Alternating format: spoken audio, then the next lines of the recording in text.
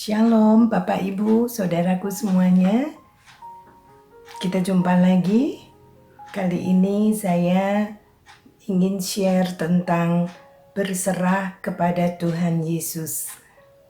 Saya cerita dulu ya, beberapa hari yang lalu, tepatnya bulan Maret tahun 2020 ini, saya terhubung dengan beberapa orang ibu melalui video call.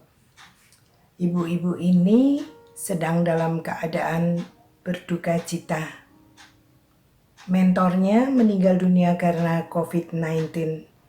Dan sungguh ibu-ibu ini dalam keadaan sangat terpukul, sedih sekali, berduka cita, merasa kehilangan, ketakutan, ada kecewa dan nyaris putus asa. Ibu-ibu ini bilang begini, "Ibu, kami ini sampai ngeblank. Kami tak tahu harus bagaimana lagi, Bu. Air mata kami juga sudah habis. Kami tak tahu harus bagaimana." Nah, pada hari itu saya berkata demikian, "Ya, Ibu, kita seharusnya berserah kepada Tuhan Yesus." Rupanya perkataan saya ini menyinggung perasaan ibu-ibu itu ya. Satu di antaranya menjawab begini, "Kami berserah kepada Tuhan Yesus dong. Kami sudah berserah kepada Tuhan Yesus, tapi kenapa kami mengalami hal seperti ini? Kami dipermalukan, kami ketakutan." Terus saya bilang, "Oh, begini Bu, Tuhan Yesus itu kan mati buat kita ya. Darahnya tercurah di atas kayu salib untuk menebus kita. Yang ditebus itu kita, bukan menebus dosa, tapi menebus kita manusianya. Ditebus dari kutuk, dari dosa dan maut. Jadi kita ini sudah menjadi miliknya Tuhan Yesus. Tapi ternyata firman di dalam Roma 12 ayat 1-2 mengatakan bahwa persembahkanlah tubuhmu sebagai persembahan yang hidup, yang kudus, dan yang berkenan kepadanya. Itu adalah ibadahmu yang sejati.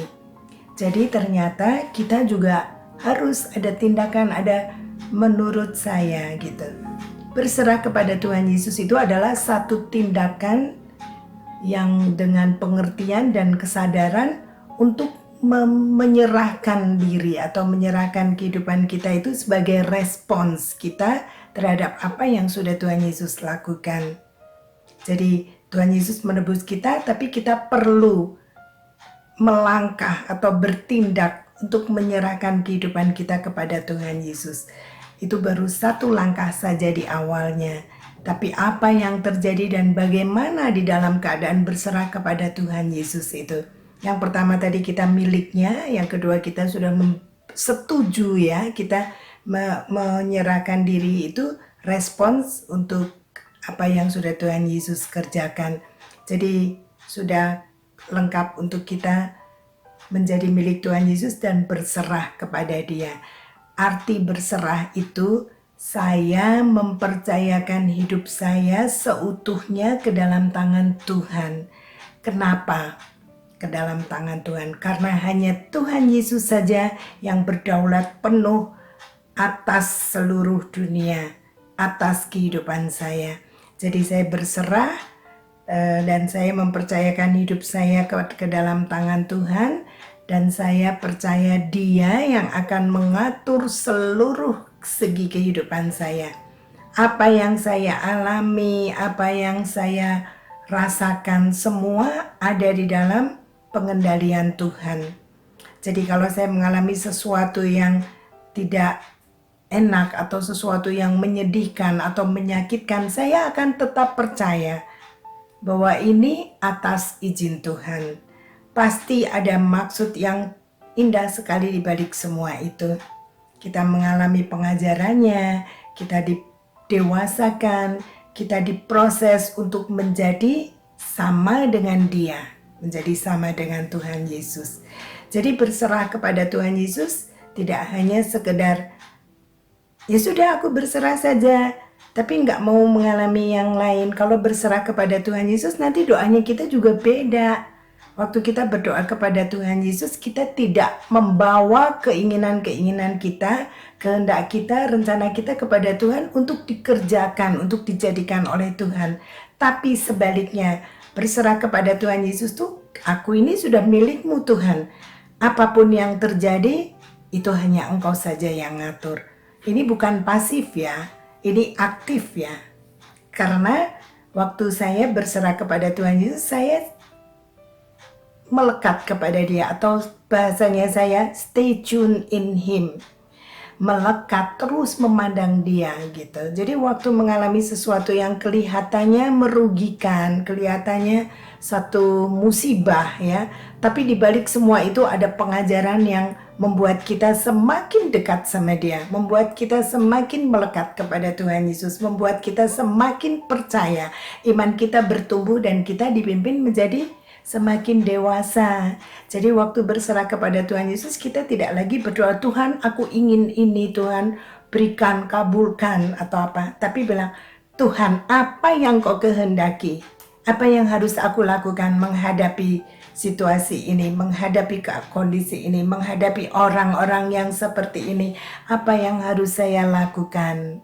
Nah, ini baru satu langkah saja ya. Berserah dalam keadaan seperti ini. Kenapa berserah hanya Yesus saja yang berdaulat penuh ya. Saya sangat suka dengan firman ini ya.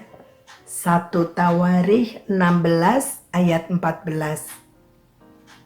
Dialah Tuhan Allah kita, kedaulatannya nyata di seluruh bumi. Bapak, Ibu boleh melihat ya, ini saya coba tuliskan beberapa firman yang menyatakan kedaulatan Tuhan, yang saya sering sekali seperti membentengi atau mengurung atau melingkupi saya itu firman tadi ya. Yang 1 Tawarikh 16 ayat 14 saya ambil dari terjemahan FHYH dan Yohanes 3 ayat 27. Tidak ada seorang pun dapat mengambil sesuatu untuk dirinya sendiri kalau tidak dikaruniakan dari surga. Jadi apapun yang terjadi di dalam hidup saya percaya penuh bahwa itu atas seizin Tuhan, atau memang Tuhan berikan, bisa sebagai ujian untuk kita naik tingkat, dibawa dari kemuliaan kepada kemuliaan yang lebih lagi, atau dibawa dari pertumbuhan iman kita menjadi semakin dewasa, menjadi semakin sama dengan Tuhan Yesus. Jadi arti berserah kepada Tuhan Yesus itu sebetulnya sangat dalam dan berlangsung terus sampai seumur hidup kita, merupakan satu proses yang tidak berkesudahan sampai kita selesai, sampai Tuhan menjadikan kita sama dengan Dia, kita pulang secara seutuhnya. Nah, waktu saya ceritakan seperti ini, ibu-ibu itu dia begitu ya Bu. Jadi bagaimana kami? Ibu mau Kak saya doakan ibu-ibu ya. Jadi mereka setuju, dan yang saya lakukan adalah apa yang kita terima di dalam RTM ya, pengajaran di RTM. Memang COVID-19 ini atau COVID-19 ini beritanya tuh sangat kacau balau ya, sampai tidak mengerti mana yang benar, yang akurat, mana yang sudah untuk bohong-bohongan gitu. Tapi saya hanya pegang, tanya sama Tuhan. Ada seseorang yang tanya begini, Bu, tanya Tuhan dong kapan berakhir. Saya bilang saya nggak tanya itu. Saya cuma tahu bahwa Tuhan izinkan ini terjadi bukan hanya di Indonesia tapi di seluruh dunia, dan Tuhan yang mengendalikan semuanya. COVID-19 ini tidak akan dapat bekerja melampaui batasan yang sudah Tuhan tetapkan. Jadi kalau ada yang sampai meninggal dunia, misalkan mentornya ibu-ibu itu tadi ya, saya bilang begini, Bu, firman mengatakan Tuhan Yesus tuh menjawab beberapa muridnya yang tanya itu tentang orang-orang yang mati ketimpa menara Siloam, terus orang yang mati dan darahnya dicampur untuk korban berhala itu. Tuhan menjawab bahwa bukan cara matinya, tetapi cara hidupnya ya, bagaimana dia hidup di dalam pertobatan, itu yang penting. Jadi bukan cara matinya. Jadi kalau saya ingin katakan sama ibu-ibu, kita melihat bagaimana cara hidup Bapak mentor kita ini, imannya, apa yang diajarkan, itu yang kita pegang, yang kita terapkan di dalam hidup kita. Tapi dia malah sudah bahagia, diambil oleh Tuhan, tidak usah mengalami hal-hal yang menyulitkan yang bakalan terjadi di masa depan nanti ya. Karena COVID-19 ini merupakan keadaan sekarang ini merupakan salah satu tanda kedatangan Tuhan Yesus semakin mendekat. Jadi jangan ditolak, jangan bilang aku usir ini roh COVID-19 ya. Saya tidak lakukan itu karena saya percaya Tuhan memang ini agendanya Tuhan. Jadi kita tidak ngikutin apa yang kita inginkan, tapi kita ngikutin agendanya Tuhan, rencananya, kehendaknya Tuhan, biarkan terjadi sampai sempurna. Jadi tidak mengusulkan kepada Tuhan, Tuhan aku minta begini ya, semoga cepat selesai nih COVID-19 dan apa, saya tidak lakukan itu. Saya hanya bilang kepada diri saya sendiri ya, ini memang kehendak Tuhan, Tuhan izinkan, tapi tidak akan melampaui batasan yang sudah Tuhan tetapkan. Jadi kalau mentor kita dipanggil Tuhan, apapun juga kita hanya melihat cara hidupnya, imannya, pelajaran yang sudah dia bagikan kepada kita, itu yang menjadi yang kita ingat, yang kita pegang, bukan cara matinya ya. Kemudian saya bilang begini, firman di dalam 1 Tesalonika 4 ayat 13, janganlah berduka cita, melainkan kita rela menerima keputusan Tuhan dan melepaskan mentor kepada Tuhan Yesus sebagai bukti atau puncak kasih kita kepada mereka. Jadi gini, yang Tuhan ajarkan ya, kita melepaskan orang itu kembali kepada Tuhan Yesus. Bahkan memutuskan ikatan roh, jiwa, nyawa, dan tubuh kita dengan orang itu. Sesayang apapun kita, sedekat apapun kita, seakrab apapun kita dengan yang sudah meninggal, itu hanya satu yang perlu kita lakukan. Kita tidak boleh berduka cita berlama-lama, tapi kita malah memutuskan ikatan roh, jiwa, nyawa, dan tubuh kita dengan mereka ya, supaya mereka pulang kepada Tuhan Yesus karena itu keputusan Tuhan. Yang berikutnya, saya minta yuk kita berdoa ya Bu. Ada firman yang mengatakan apa yang kamu ikat di bumi terikat di surga, apa yang kamu lepaskan di bumi terlepas di surga. Artinya apa yang kita akui, yang kita terima itu menjadi bagian dalam hidup kita. Apa yang kita tolak, kita buang dari hidup kita, itu terlepas dari hidup kita. Jadi saya mendoakan ibu-ibu ini, terus kemudian saya mandikan ibu-ibu ini dengan air hidup. Saya jelaskan tentang air hidup itu dari Yeskiel 47 ayat 1 dan 9. Itu Yeskiel melihat ada satu aliran air hidup yang mengalir, yang keluar dari bawah baitnya Allah itu ya. Dan kemana air itu mengalir, semua yang dilewatinya itu menjadi hidup, bertumbuh dan berkembang biak ya, bertumbuh gitu. Satu lagi dari Mazmur 51 ayat 7, saya bacakan ya. Mazmur 51 ayat 7 terjemahan BIMK. Sucikanlah aku, maka aku akan bersih. Cucilah aku, maka aku akan lebih putih dari kapas. Jadi saya mandikan ibu-ibu ini dengan air yang hidup dalam nama Tuhan Yesus. Lepaskan dari perasaan duka, dari kesedihannya, dari ketakutan, dari segala kekacauan yang ada di dalam pikiran, di dalam hati dan perasaannya, itu dilepaskan semua. Terus kemudian saya ajak ini, Bu, sekarang kita sudah tidak perlu berduka cita lagi.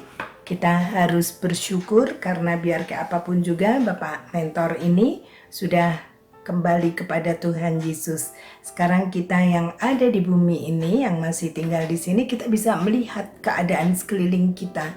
Bagaimana orang-orang yang misalkan kayak pegawai yang harian ya, kayak pemulung, tukang sampah, yang seperti itu kan mungkin sangat sulit untuk kesehariannya ya. Kami dibatasin, kita katakan nggak boleh bepergian, harus diam di rumah dan sebagainya.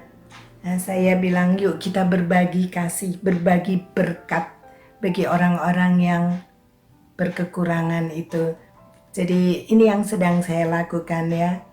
Saya sangat bersyukur, sangat bahagia. Saya menikmati sekali bagaimana saya itu punya hobi belanja. Kalau belanja pengennya belanja banyak-banyak, tapi karena mau dikemanain gitu. Tapi kalau seperti kayak gini, saya bisa belanja beras banyak, saya bisa belanja beberapa bahan makanan yang lain, saya bungkusin satu-satu. Nanti ada pemulung yang lewat, ada tukang jualan es, jualan roti, jualan apa saja yang lewat di depan rumah, ada tukang ojek yang kesasar ya, tiba-tiba dia berhenti di depan rumah. Itu semua menerima berkat yang dari Tuhan. Jadi gini, saya berdoa gini, Tuhan, saya tahu bahwa ini Engkau ya yang taruh perasaan ini, saya ingin berbagi dengan mereka gitu. Jadi saya melangkah itu pergi ke warung, saya beli beras. Setelah itu muncul pengertian begini, keinget tentang firman yang janda di Sarfat ya. Dia yang punya tepung sedikit dan minyak sedikit, waktu dia bikin makanan untuk Elia, tepung dan minyaknya itu tidak habis sampai masa paceklik itu selesai gitu. Jadi waktu itu saya berdoa gini, Tuhan, ini kan cuma sedikit ya, tapi Engkau yang menjadikan banyak gitu. Jadi waktu memberikan kepada orang-orang itu saya bilang, ini sedikit ya, tapi ini berkat dari Tuhan, cukup ya, jadi banyak gitu. Nah, saya melihat ekspresi dari orang-orang yang menerima itu ya, mereka kan tidak nyangka, mereka kan orang lewat saja begitu. Aku tidak punya mobil, tapi di rumah bisa dilakukan itu. Jadi saya mengajak kita semua ya, bukan hanya ibu-ibu yang berduka cita itu, yang sekarang sudah tenang, sudah merdeka ya, kita berbagi kasih. Saya tidak tahu kapan COVID-19 ini berhenti, selesai, tapi ayo kita berbagi kasih. Dalam kesempatan ini, apa yang Tuhan berikan kepada kita, kita bisa bagikan kepada orang lain yang juga membutuhkan. Terima kasih, Tuhan memberkati kita semua dalam nama Yesus. Amin.